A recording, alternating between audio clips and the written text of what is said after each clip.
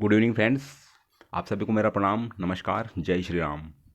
तो इस वीडियो में हम लोग बात करेंगे रीट 2022 के बारे में, लेवल 1 और लेवल 2 के बारे में। ठीक है, बहुत सारे लोग मुझे कॉल कर रहे हैं कि क्या याचिका दायर करने से अंक कम भी हो सकते हैं।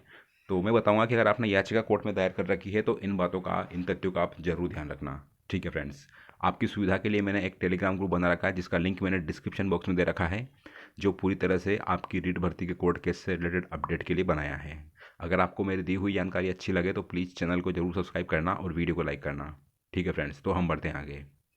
आपने याचिका दायर करी है, अच्छी बात है। और अगर और कोई भी अगर नई याचिका दायर करना चाहता है लेवल 1 में तो वो मुझे बता सकता है। टेलीग्राम ग्रुप को ज्वाइन करके मुझे इन्फॉर्म कर दो, मैं आपकी याचिका लगवा दूंगा। ठीक है फ्रेंड्स, तो हम बात करते हैं कि याचिका दायर करने से अंक कम भी हो सकते हैं। बहुत सारे लोग सोच रहे हैं कि याचिका दायर करने से क्या सिर्फ नंबर ही बढ़ते हैं क्या। बिल्कुल ऐसा गलत है। आपने अगर याचिका दायर करी है फ्रेंड्स तो नंबर कम भी हो सकते हैं, ये बात बिल्कुल सत्य है ना। आपको इसके बारे में पता होना चाहिए कि आपने याचिका दायर करी या करने वाले हो तो किन चीज़ों का आपको पूरा पूरा ध्यान होना चाहिए, ताकि आपके अल्टीमेटली जो आपका स्कोर है, यानी आपके जो टोटल अंक हैं उसमें इंक्रीमेंट हो, उसमें किसी तरह का डिक्रीमेंट ना हो, यानी कि आपके अंकों में वृद्धि हो, किसी तरह की कमी ना हो। ठीक है, तो हम बात करेंगे इस वीडियो में। देखो, आपको आपके अंक कम कब किस कंडीशन में होंगे, यानी किस केस में आपके जो अंक है वो कम हो सकते हैं। तो इसका बता दूं फ्रेंड्स कि अगर कोई क्वेश्चन आपका सही है, उसके ऊपर आपने याचिका लगाई है। ठीक है, अगर आपने उस क्वेश्चन पर याचिका लगा रखी है और बाद में अगर याचिका लगाने के बाद में उस क्वेश्चन का आंसर चेंज होता है या ऑप्शन चेंज होता है तो उस कंडीशन में आपके अंक कम होने की पूरी पूरी संभावना है। ठीक है फ्रेंड्स, तो मैं इतना ही कहूँगा कि जिन क्वेश्चंस पर आपने याचिका लगाई है वो ऐसे क्वेश्चन पर याचिका मत लगाना कि जो क्वेश्चन आपके सही हैं और आपने उस पर याचिका लगा दी है। ऐसी कंडीशन में आपके नंबर कम होने की पूरी संभावना है।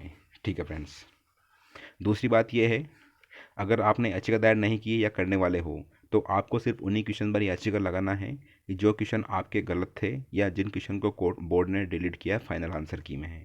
और डिलीट भी वो होना चाहिए जो आपके गलत सही क्वेश्चन थे, है ना। गलत क्वेश्चन पर आप याचिका मत लगाना, जो आपका गलत है उसको डिलीट कर दिया बोर्ड ने तो उसके ऊपर आप याचिका मत लगाना, क्योंकि वो आपके स्कोर कार्ड में निगेटिव मार्किंग का रोल प्ले करेगा और कहीं ना कहीं आपकी निगेटिव मार्किंग से आपका स्कोर कार्ड कम होगा। ठीक है फ्रेंड्स, तो ये था याचिका लगाने के लिए। आपको बता दूं कि आप जो है सिर्फ गलत क्वेश्चन पर और जो क्वेश्चन डिलीट हुए हैं और जो आपने सही किए हैं बस उन्हीं क्वेश्चन पर आपको याचिका लगाना है। कोई क्वेश्चन अगर डिलीट हुआ है और वो क्वेश्चन आपने गलत कर रखा है तो उसके ऊपर आप याचिका मत लगाना। उस कंडीशन में क्या होगा कि कोर्ट उस क्वेश्चन को वापस से उसका आंसर चेंज करके आपके जो, अगर आपने गलत क्वेश्चन पर याचिका लगा दी है तो क्या होगा कि आपका स्कोर कम हो जाएगा, नेगेटिव मार्किंग आपको मिल सकती है। ठीक है, तो मैं बता दूं कि जो कोर्ट है ना सिर्फ उन्हीं क्वेश्चन पर इंटरटेन करेगा, यानी कि उन्हीं क्वेश्चन का कोर्ट आपके लिए प्रभावी होंगे जिन क्वेश्चन पर आपने याचिका लगाई है। और दूसरे क्वेश्चन के साथ में क्या है क्या नहीं है उससे आपके स्कोर कार्ड पे कोई फ़र्क पड़ने वाला नहीं है। ठीक है, मैं आपको ये फ्रेंड इसलिए बता रहा हूँ कि बहुत सारे लोग मुझे कॉल कर रहे हैं इसके लिए कि सर हमने याचिका लगा दी है, सही क्वेश्चन पर भी हमने याचिका लगा दी तो अब क्या होगा। देखो, अगर सही क्वेश्चन पर आपने याचिका लगाई है तो डेफिनेटली ये होगा कि आपके अगर क्वेश्चन का ऑप्शन चेंज होता है या उसका आंसर चेंज होता है तो आपको उसको निगेटिव मार्किंग आपको मिल सकती है या उसका ऑप्शन चेंज होने पर। ठीक है फ्रेंड्स, तो ये था। और ये है कि अगर सही क्वेश्चन पर याचिका लगा दी तो आप अपने वकील से बोल सकते हो, अभी भी आपके पास में समय है, क्योंकि 21 दिसंबर को आपकी सुनवाई होनी है। वकील से बोलना है कि सर हमने ऐसा ऐसा किया है, इस क्वेश्चन को हमें हटवाना है, तो वो हटा देगा आपके क्वेश्चन को। जिस वक्त लेकिन उसी वकील से बोलना आपको जिस वकील से आपने ऑलरेडी पिटिशन फाइल करवाई है। अगर अलग वकील से आपने याचिका लगवाई है तो उसमें नहीं हो पाएगा। ठीक है फ्रेंड्स, मैं वापस बोल रहा हूँ कि कोर्ट उन्हीं क्वेश्चन को इंटरटेन करेगा जिस क्वेश्चन पर आपने याचिका लगाई है। बहुत सारे लोग बोल रहे हैं कि रिवाइज रिजल्ट सभी का आएगा या फिर कुछ लोगों का आएगा या सभी प्रश्नों का आएगा। मैं बता दूं फ्रेंड्स आपको कि जिन लोगों ने कोर्ट में पिटीशन फाइल करी है और जितने क्वेश्चंस पर पिटीशन फाइल करी है बस उन्हीं चीज़ों को कोर्ट एनालिसिस करके कोर्ट उन्हीं क्वेश्चन का आदेश देगा जिन पर आपने पिटीशन फाइल की, जिन क्वेश्चंस पर आपने याचिका दायर की है उन्हीं क्वेश्चंस का आपका रिवाइज रिजल्ट जारी होगा और क्वेश्चंस का कोई मतलब नहीं है। यानी कि जितने क्वेश्चन आपने कोर्ट में पिटिशन दायर के लिए दायर किए हैं उन्हीं क्वेश्चंस का आपका रिवाइज रिजल्ट जारी होगा और क्वेश्चन का नहीं होगा। और सभी लोगों का रिजल्ट रिवाइज नहीं होगा। जिन लोगों ने ज्वाइनिंग कर लिया उनको कोई फ़र्क नहीं पड़ेगा, लेकिन जिन लोगों ने अभी कुछ हुआ नहीं, याचिका नहीं लगाई अभी तक, 2-5 नंबर से रह रहे हैं, तो मैं यही कहूँगा कि अपनी मेहनत को ज़ाया मत होने दीजिए। कोशिश करिए कि कहीं ना कहीं आपको याचिका लगवाओ, और अगर प्लस पॉइंट आपको मिलता है तो डेफिनेटली आपको ट्राई करना चाहिए। ज़िंदगी में सबसे बड़ी कीमत समय की होती है। आपने इस वैकेंसी को लगभग 2 साल दिए हैं, और 2 साल के अगर 2-5 हज़ार रुपये खर्च करके आप अपने 2 साल खरीद सकते हो, तो इससे बड़ा फ़ायदे का सौदा आप ज़िंदगी में कभी नहीं कर पाओगे। तो ये था फ्रेंड्स अभी के लिए।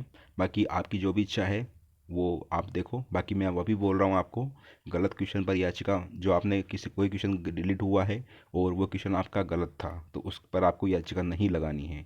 सही क्वेश्चन पर ही याचिका लगाना आपको, जो क्वेश्चन आपका सही था और डिलीट हुआ। ठीक है फ्रेंड्स। बाकी और आपकी इच्छा। जो लोग बोल रहे हैं कि अभी याचिका लगाने से कुछ नहीं होगा, हम लोग फ्रॉड हैं, ऐसा कर रहे हैं वैसा कर रहे हैं, तो अगर आपको लगता है हम लोग याचिका लगाकर जिन लोगों की ज्वाइनिंग डिले हो रही है, अगर हम उनके लिए नुकसान कर रहे हैं, तो उनका सोचना गलत है। ठीक है। हम उनके लिए लड़ रहे हैं जिनके साथ में अन्याय हुआ है, जिनके सही क्वेश्चन को बोर्ड ने गलत माना है या सही क्वेश्चन को डिलीट कर दिया, उनके लिए हम लड़ाई लड़ रहे हैं। जिनकी ज्वाइनिंग हो गई या जिनका भी कुछ चीज़ें पेंडिंग हैं, उनके लिए हमारा लड़ाई से कोई लेना देना नहीं है। अगर बोर्ड सही तरीके से पेपर बनाता तो इतना एग्ज़ाम को जो वैकेंसी है इतनी डिले नहीं होती है। कभी कभी में सभी का जो भी था सही सही से सही प्रोसेस से काम होता, तो स्टे नहीं आता इस भर्ती के ऊपर। ठीक है फ्रेंड्स। तो मैं वापस बोलूँगा आपको, हमें इसके लिए दोष मत दीजिए कि हम लोग जिनका चयन हुआ उनसे दुश्मनी है हमारी। हमारी कोई दुश्मनी नहीं है, ना तो आप हमें जानते हो ना हम जानते हैं। ठीक है। बट ये है कि जिन लोगों के साथ में गलत हुआ है, जिनके साथ में अन्याय हुआ है, उनके 2-5 अंकों के लिए हम लड़ाई लड़ रहे हैं। और मैं आपको इस चीज़ के लिए श्योरली कह सकता हूँ कि 6 नंबर आपके बढ़ने की पूरी संभावना है। 6 से 8 नंबर आपके बढ़ सकते हैं। अभी तक कोर्ट ने मात्र 10 क्वेश्चन पर ही सुनवाई करी है। टोटल 22 क्वेश्चन हैं, तो 12 क्वेश्चन पर सुनवाई बाकी है। तो चांसेस कम है कि 21 दिसंबर को फैसला आ पाएगा। लेकिन अगर फैसला 21 दिसंबर को आ जाता है और उसके बाद में कोई याचिका लगाता है, तो उसका बाद में याचिका कोर्ट एक्सेप्ट नहीं करेगा। फैसला आने के पहले पहले अगर आप कोर्ट में पिटीशन फाइल करते हो, तो वो आपके लिए बेनिफिशियल होगी, लाभदायक होगी। फैसला आने के बाद में अगर आप याचिका कोर्ट में लगाते हो, तो उसका कोई फ़ायदा नहीं है। वो कोर्ट